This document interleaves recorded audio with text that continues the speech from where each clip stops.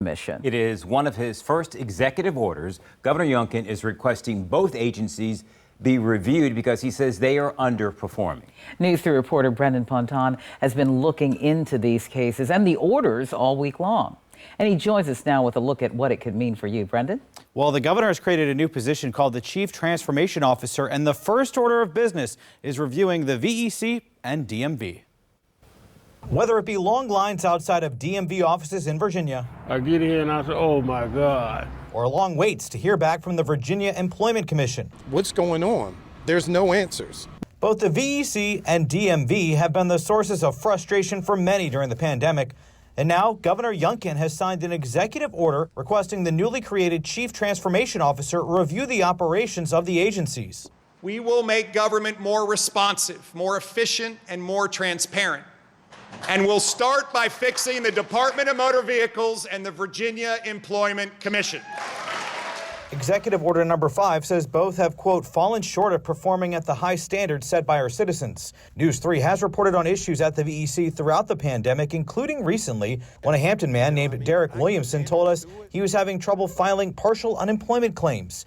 Weeks later, he says the issue is unresolved. Yeah, it's definitely not resolved. I have no idea when it's going to be resolved. He thinks the VEC needs to streamline the application process and give staff more leeway to help resolve issues. Man, they have so much to improve on. One, like I said, they need to empower their people. Around 1.7 million people have filed unemployment claims since the start of the pandemic. A recent state report found VEC is underfunded, understaffed, and did not have good enough technology to keep up with all the claims.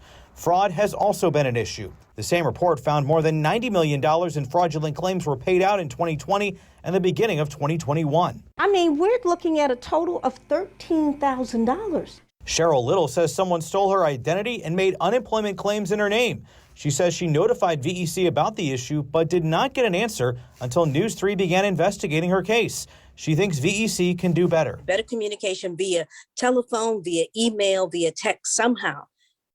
At least acknowledge the person's response, acknowledge the person's request for an investigation. And then there's the DMV. A News 3 investigation in December found people waiting more than 75 minutes inside DMV offices and even longer outside. What do you think about the line?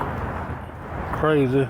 Since then, the DMV has increased the number of walk-in appointments available. Today, we did not see any lines at 2 locations. Right now, you can walk straight in and see that it's nothing to complain about. It's been better since they picked up the 3 days walk-in.